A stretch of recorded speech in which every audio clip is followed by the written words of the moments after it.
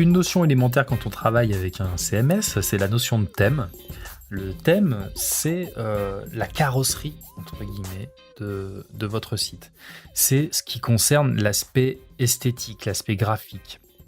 Ça prend en considération l'architecture globale de votre site. Par exemple, là, sur le thème de base de WordPress, vous avez une colonne blanche à gauche, une colonne grise à droite.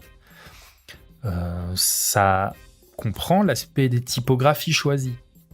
Ça comprend les emplacements de menus, ça comprend les emplacements de widgets. Alors les widgets, on verra ce que c'est ces petits blocs, là par exemple, ça c'est un widget recherche, ça c'est un widget des articles récents. C'est des petits blocs de fonctionnalités que vous pouvez glisser dans les emplacements prévus par le thème.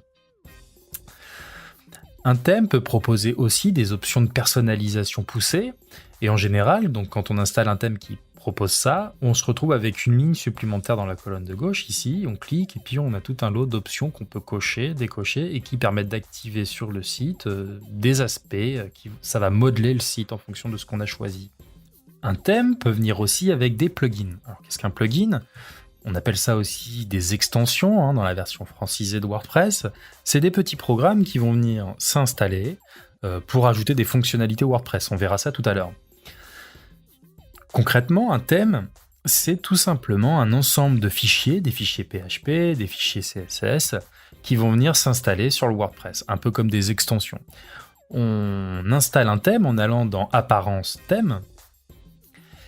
Soit ce thème, vous l'avez acheté sur une plateforme, sur un site en ligne, il en existe plein, on en verra tout à l'heure, et vous avez donc téléchargé le fichier que vous avez acheté, ou pas acheté, parce qu'il en existe des gratuits, et vous allez cliquer sur ajouter un thème, soit là, soit en dessous,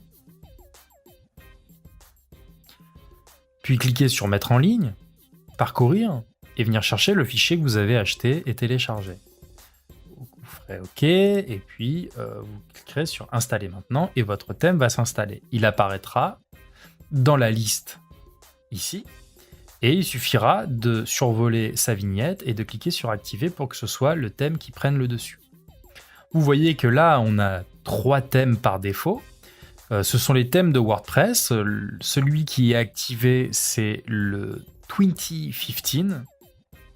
WordPress met à jour ses thèmes tous les ans, et donc 15 pour 2015, 14 pour 2014, et il a laissé les 3 derniers.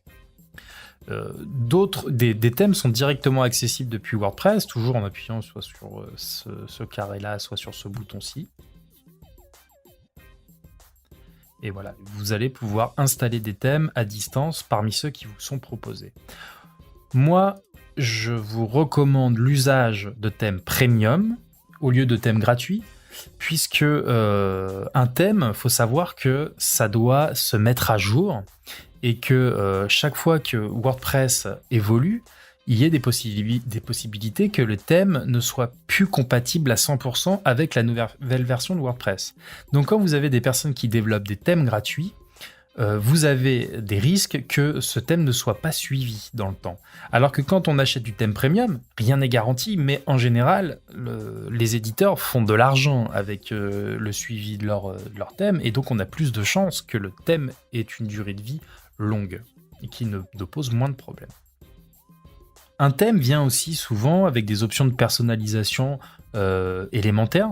Vous avez des thèmes qui ont des options de personnalisation très poussées, donc souvent il y a un bouton qui s'ajoute dans cette colonne de gauche, mais il y a des paramètres de personnalisation de base qu'on retrouve très souvent dans personnaliser.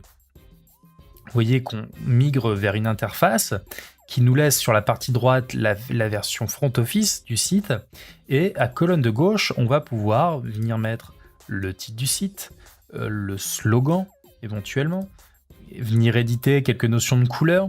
Donc ça dépend vraiment du template, et c'est à vous de venir regarder, scruter ce qui vous est les opportunités, les possibilités que vous avez par rapport à ce thème.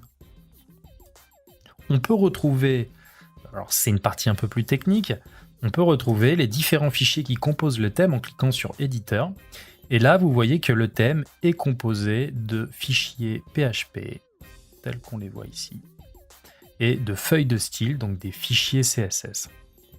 Donc, Vous pouvez venir éditer le code PHP, hein, si vous connaissez un peu le fonctionnement de ce langage, ou venir personnaliser les feuilles de style directement depuis WordPress. C'est tout à fait faisable. C'est pas pratique, mais c'est faisable.